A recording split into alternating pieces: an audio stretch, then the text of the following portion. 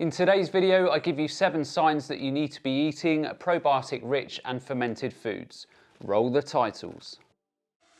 For the record, I'm done trying to make y'all comfortable. For the record, you ain't trying to grow, then it's done for you. Hey everyone, welcome back to the channel. Before I jump into the video, just a quick reminder that I'm now offering the SIBO organic acid stool tests and consults via my website.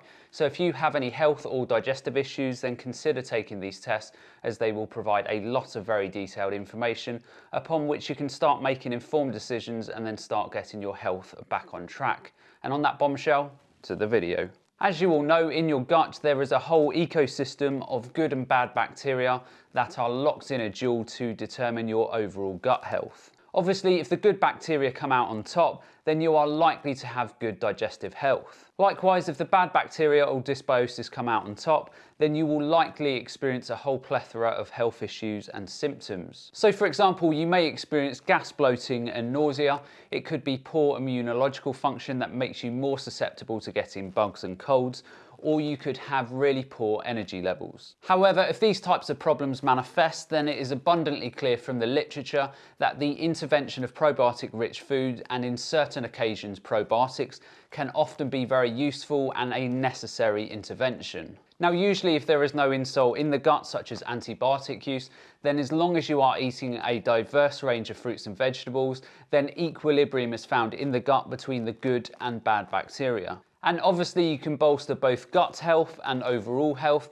with a healthy lifestyle, good sleeping patterns and reducing stress in your life. But even with the best will in the world, because of the environments that we live in, it is often necessary that we regularly consume probiotic-rich foods just to maintain stasis in the gut. By regularly consuming fermented and other probiotic-rich foods, you will be giving your gut a live stream of bacteria and yeast that will help you repopulate your good bacteria.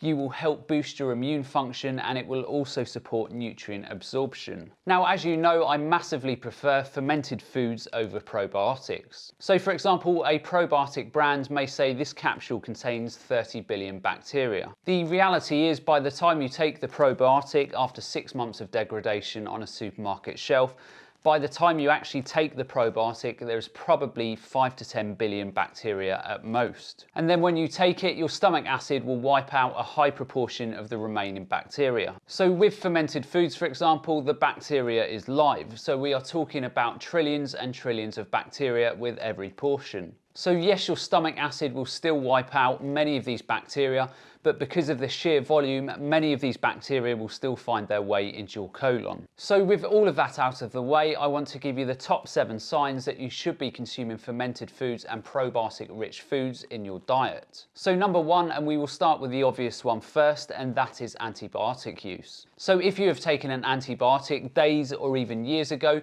then fermented foods can help you restore the right balance in your gut. Antibiotics wipe out everything, both good and bad, and we are now only starting to discover the true impact of antibiotic use. So for example, if you've taken an antibiotic and wipe out Oxalobacter fermenges, which degrades oxalates, then for some people it may never be possible to get these back into the gut. Now that doesn't mean that you are doomed, because there are other species that would help pick up the oxalate load, so species such as Lactobacillus and Bifidobacterium, but you may always have to tread carefully around oxalates. It's in my humble opinion that over the next 20 years, I genuinely believe that antibiotic use will be shown to be the root cause of many people's autoimmune diseases. So after antibiotic use, it is super important to regularly consume fermented foods and other probiotic-rich foods on a daily basis to make sure you are putting healthy flora back into your gut. Number 2 is mood issues. So a high proportion of your neurotransmitters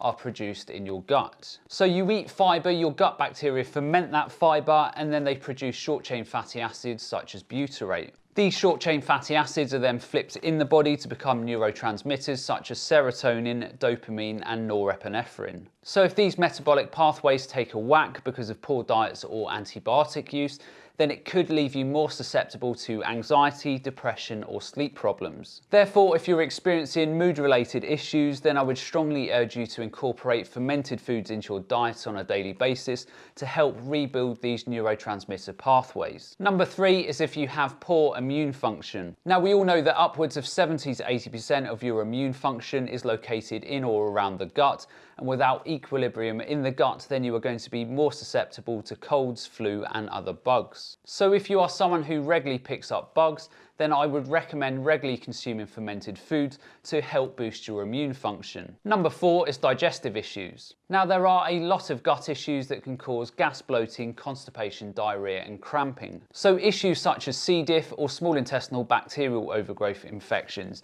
And in these situations, then you'll probably notice that by consuming fermented foods, it will probably make your digestive issues worse. Now, obviously, if you have significant digestive issues, then you want to rule out these type of gut infections via testing.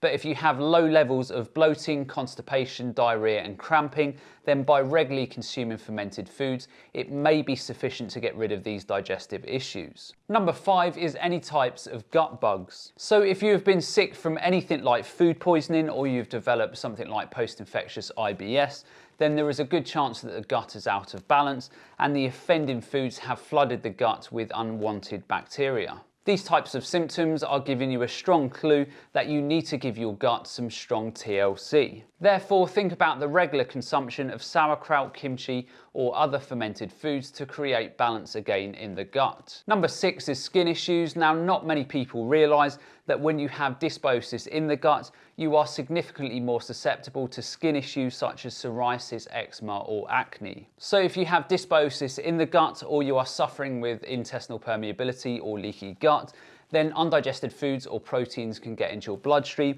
where they can cause all manner of issues as the immune system reacts to these foods. So for some people it could be thyroid issues, and for other people it could be skin issues. So if you have skin issues, then try regularly consuming fermented foods in conjunction to digestive enzymes and glutamine, which is an essential amino acid that will help repair your gut lining. You should then start to see that both your gut health and skin health improve over time. Remember though that this is not an instant fix. If you have severe eczema or psoriasis, then it can often take many months to fix these type of issues. And finally, number 7, if you have yeast or candida infections, then it could be a good indication that your gut flora is out of shape. Now, I certainly don't believe that Candida is as bad as many people make it out to be, but that being said, you need equilibrium in the gut. So if you have a moderate to high amount of Candida, then you may want to take natural antimicrobials such as allicin, as well as fermented foods on a daily basis to bring down your yeast numbers. So that's the end of today's video. I hope you all enjoyed, and as always, remember to look after your body because it's the only place you have to live. And I'll see you next time.